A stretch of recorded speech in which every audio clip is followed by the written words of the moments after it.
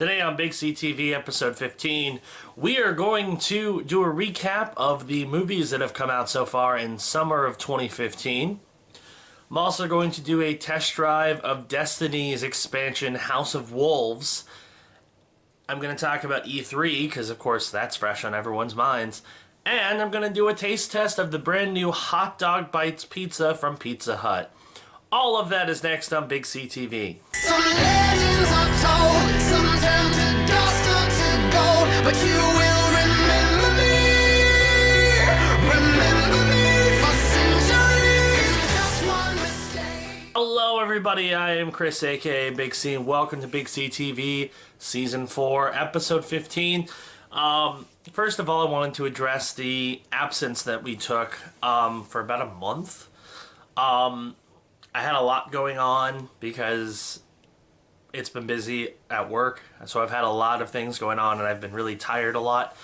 So because of that, I felt a need to take a break. So that's why it's been so long since I've done an episode. But I'm back and it's kind of cooled down a bit in terms of my workload, not so much in terms of the weather, but in terms of what I've been doing, it's been cooling down. So I can finally get back to doing episodes of BigCTV. However, we are going to be taking another break probably fairly soon while we get ready for Season 5, which is going to start in July. So, probably going to do at least one or two episodes to finish off Season 4, and then take another break and come back for Season 5 pretty soon. So look for that in the not too distant future. In the meantime, though, this week's episode is pretty interesting because obviously I'm a bit behind on everything. However, not a whole lot's happened since the last one I did. So that's kind of nice. Except for E3, of course. We'll get to that later. First, we're going to do a movie recap. Now, this is something I've never done before on BigCTV, but because so many movies have come out since my last episode, and because I don't want to do reviews for all of them, I'm basically just going to do a recap of what I thought in like a couple sentences of each of these movies. So here is my movie recap so far for summer 2015. Alright, so movies of summer 15 so far have been pretty solid. The first movie that I saw, of course, this summer was Avengers Age of Ultron, which was quite fun. If you are a fan of the original Avengers, you're going to really like this one. There's a lot of action. It's a lot more dramatic than the first one. It does have a few plot issues here and there, but for the most part, it's a really, really well done movie. And if you enjoyed the first one, you'll definitely enjoy the second one. So definitely give that a thumbs up. That's a very, very solid film. So next, I saw Mad Max Fury Road. Now that is a very interesting film, mostly because it's based on a series that's been dormant for like 20 years. It was a movie that was supposed to come out like 20 years ago. And I saw it mostly because, I mean, it looked cool. It's a post-apocalyptic action movie with Tom Hardy and Charlize Theron. It was fantastic. Very, very good film. Lots of great action, beautiful, mostly practical effects, which is rare for an action movie these days. It was just gorgeous. A ton of fun. So if you have not watched Mad Max Fury Road, please do yourself a favor and do it, because it is a fantastic film that everybody should go see. So next, I watched Tomorrowland, starring George Clooney. I've always been curious about that movie ever since they announced it, and I really did enjoy it. I thought it was a good film. It did have a few plot holes here and there, but the style was great. It had a great concept, and it did a lot of things very, very right. So I think that was a solid film. It was enjoyable. It just wasn't quite up to where I was hoping it was going to be, but it was still very good. Next, I watched a movie that was not expected to be anything amazing, but I just enjoyed it for what it was. That, of course, was Entourage. I mean, it's based on the HBO show. I enjoyed the HBO show when it was on, and I enjoyed the movie. It basically just felt like an extended episode of the HBO show, which is always fine. It's not a masterpiece by any stretch of the imagination, but I thoroughly enjoyed it. I thought it was good. So, fun movie. Last week, of course, I saw Jurassic World, which was very, very good. Especially if you're a fan of the original Jurassic Park, you're going to appreciate this one. You know, it's kind of a what if the park actually opened and there were actually guests who were wondering. So that was pretty cool. Highly recommend that one. That's a lot of fun. And then this week I saw Inside Out, which is a masterpiece. It's, I would say, Pixar's second best movie, which is saying a lot because Pixar does so many good movies. This one was fantastic in every possible way. It really showcases the emotional elements, which is what the film is about, of course, and really puts them into the forefront. So, yeah, that's kind of my summary reviews of all 6 of the movies that I have watched for the summer of 2015. Next, I'm going to do a countdown where I rank the movies that I've seen of summer 2015. So we're going to do that next with Countdown. It's the final countdown. Alright, so next I'm going to rank the top 6 movies of summer 2015, and I'm going to do that right now. So, we'll kick things off with number 6, Entourage. Number 5, Tomorrowland. Number 4, Jurassic World. Number 3, Mad Max Fury Road. Number 2, Avengers Age of Ultron. And the number 1 movie of summer 2015 so far is Inside Out. So there you go. There's a little bit of a taste of my thoughts on the movies that have come out so far in summer 15. Of course, we're not at all close to being done. There's at least a new movie coming out every week for the next month and a half. That'll look great. Some weeks have more than one movie. So look for this list to increase as the weeks go on, but that's what I've got for now. So next we're going to do an overdue test drive. Of course, Destiny House of Wolves came out a while ago, and I never played it. I feel kind of bad about it, because I used to be super excited about that game, and I want to be again. I just haven't been able to, simply because I have no one to play with. But I am going to test drive House of Wolves for you today. So here is our test drive of Destiny House of Wolves.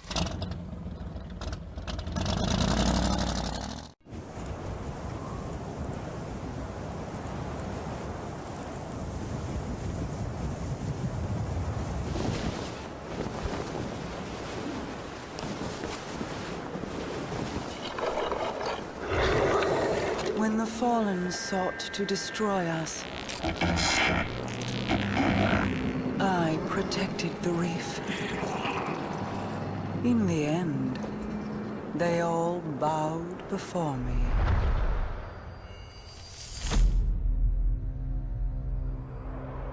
We showed them mercy and offered them a home amongst the Awoken.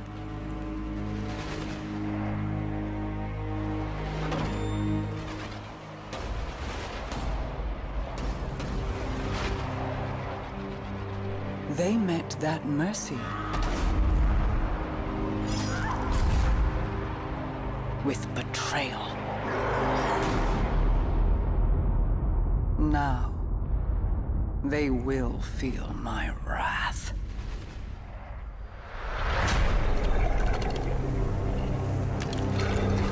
Open the reef to the Guardians. Offer the riches of our realm as bounty for these traitors. Let the hunt begin.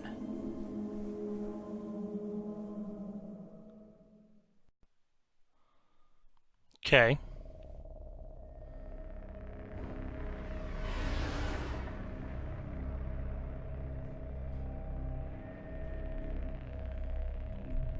Am I still going to the reef? Think so. All the Grimoire cards.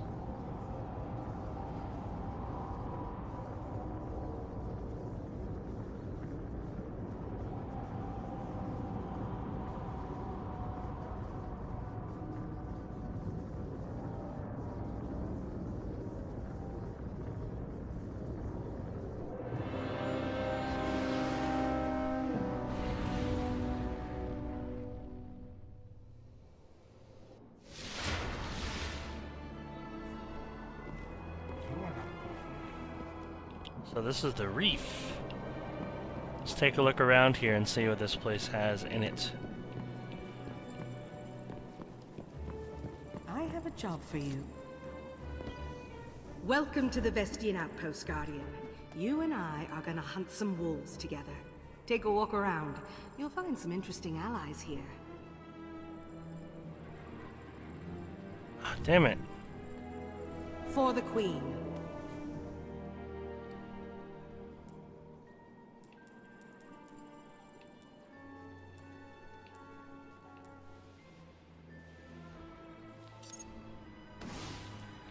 Get rid of some of these bounties that I have but don't really need. I'm ready. We all want the same thing. An end to the House of Wolves. Back to the stars. Okay. Let's go take a look around and see who else I can meet in the reef. Osiris, let's begin with the trials. I've never seen the light the way it shows around you. Oh, now I see why Osiris is interested in you.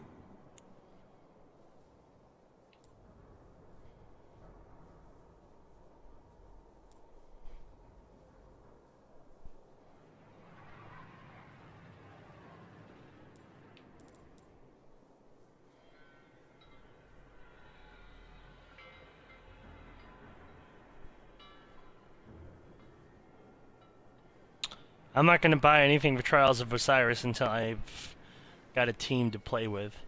The trials will wait for you, Guardian. Because I do want to play it, because I've heard it's really fun. But I'm not going to do it until I have a team. She must keep me safe. I've heard much of you from Master Rahul. Ooh, Motes of Light. I look forward to conducting business with you. I hope not to disappoint you. Too much. Don't want. So off you go. Machine, what chamber holds them? Ah, yes, a guardian.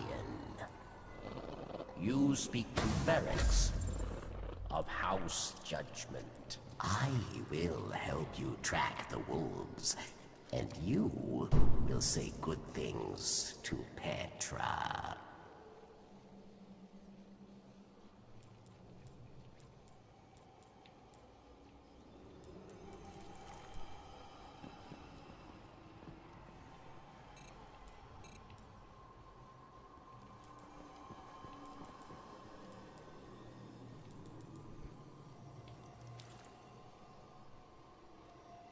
As for Prison of Elders. Guardian.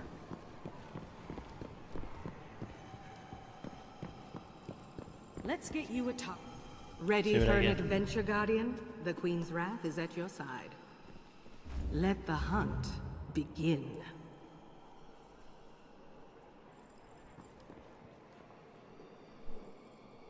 Ooh. Varix tracked the wolves in their kell to Venus. Let's get to work. Queen's blessing on you, Guardian. Sounds good to me. Go back to orbit.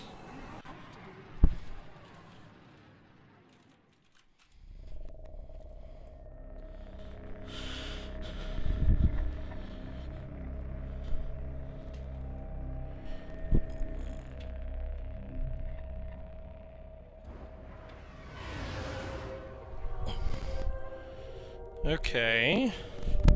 Alright, so next I'm going to do a taste test of a new interesting pizza that is available at Pizza Hut. Lately, it seems like a lot of these pizza chains have been trying to come up with some weird kind of gimmicky concepts to draw people in. Pizza Hut is no exception, and their latest one is definitely a gimmick, but it's also definitely delicious. Here is our taste test of the Pizza Hut Hot Dog Bites Pizza.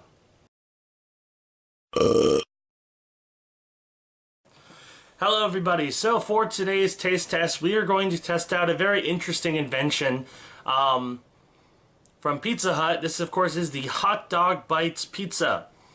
Basically what it is, it's a regular Pizza Hut pizza, but with basically hot dogs in a blanket as the crust. So I have one right here, I just got it, fresh.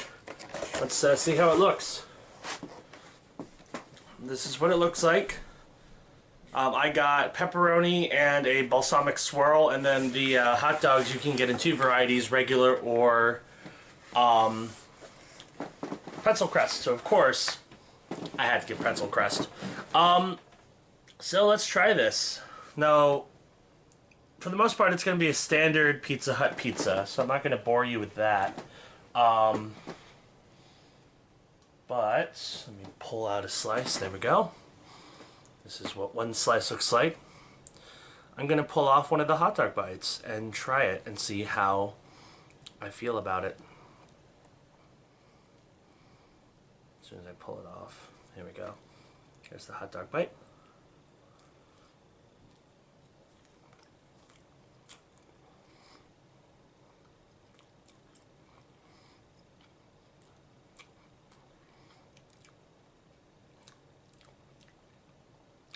Good. It tastes like, you know, a pretzel dog. And of course you get a whole bunch from them, and you get a mustard dipping sauce to go with it. Pretty solid.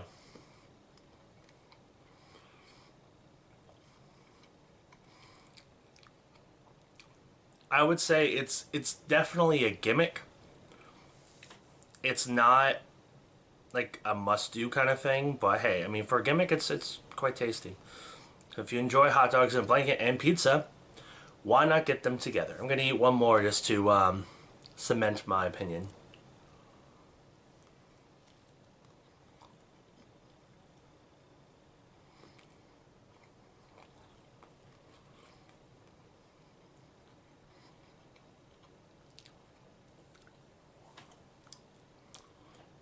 Yep.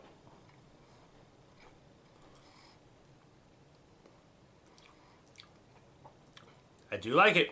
It's tasty. So that is the Hot Dog Bites pizza from Pizza Hut. Be sure to check it out. It's pretty tasty. Honestly, for the price, because it's only, I think, 12 or 13 bucks.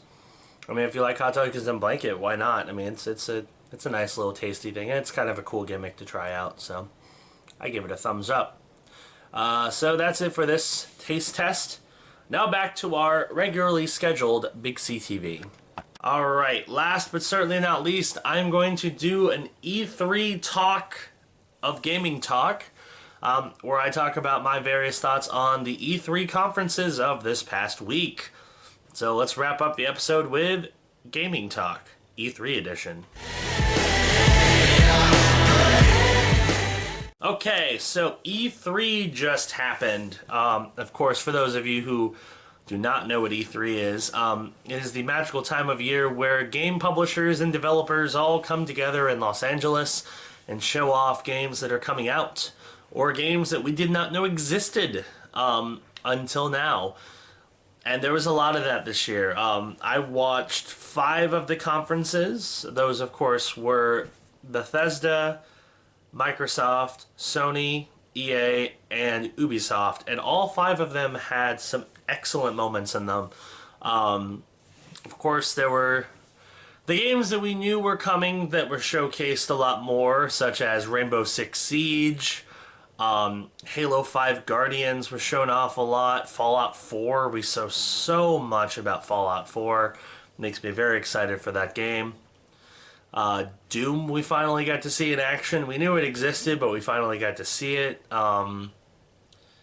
Star Wars Battlefront we got to see a lot of. I mean, there was a ton of stuff that was all really exciting and really well done. Then there was the unexpected, and there were quite a few surprises this year at E3. Some of which were For Honor, the new Ubisoft like melee combat game, where you can play as like a knight, a Viking, or like some kind of weird ancient warlord. I mean, it looks really interesting, and it's kind of reminds me of Dynasty Warriors, but if it was multiplayer and you have a squad of other players. Apparently it's really good, so I'm excited to play that. Sea of Thieves was another interesting one from Rare. They're making a first-person MMO-like pirate game for Xbox One. That sounds amazing. I'm super stoked to play that. Dishonored 2 was announced. I mean, that's not a huge surprise, but it was announced. The new Ghost Recon Wildlands, that looks pretty cool. I mean, an open world, kind of choose your own tactic Ghost Recon game. Sounds pretty interesting. And then, of course, Sony and Microsoft had a whole bunch of exciting reveals. Microsoft, of course, revealed Sea of Thieves, Rare Replay, which is a $30 bundle that includes pretty much every Rare game in existence besides the ones that they worked with Nintendo on. Sea of Thieves, of course, was included in that. The Xbox Elite controller, which looks really interesting. I'm excited to mess around with one of those.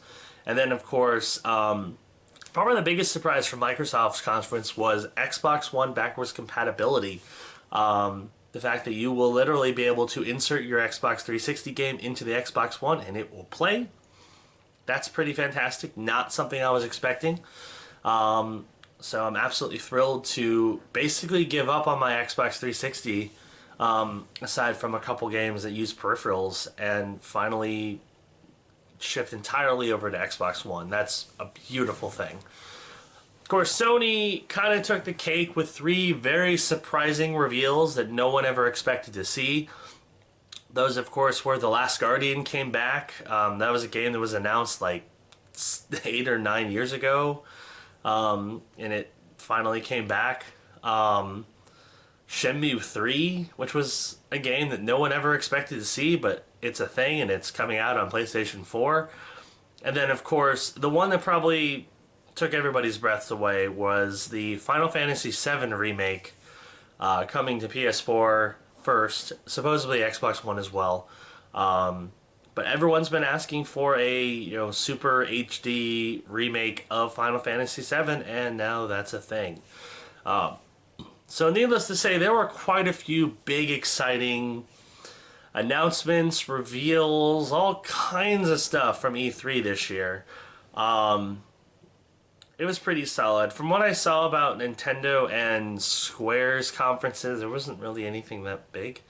I know Square talked a little bit about Kingdom Hearts 3, but that's a long way off. Nintendo revealed a Metroid game that everyone's mad about because it's not a real Metroid game, and they talked a little bit about Star Fox, which, I mean, that could be good. But, I mean, for the most part, the conferences that I saw were the ones that were the best, and I'm glad I got to see those because, from what I saw, they were pretty fantastic. So there were lots of things coming out this year that I'm very, very, very excited to play. And of course, this fall, we're going to have lots of gameplay footage from all of them, or as many of them as I can afford. So look for all of that coming in Season 5 of BigCTV, which will begin this fall. So definitely take a look at all of that. It's going to be awesome.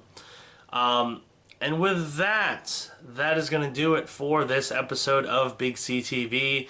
Hope you enjoyed it. Next week we got some big things, including gameplay of Batman Arkham Knight on PS4. Lots of good stuff coming up. Definitely don't miss that. And next week we'll wrap up Season 4, and we will get ready for Season 5 in the next couple weeks. So, thank you for watching. I'm Chris. See you next week on BigCTV. And it's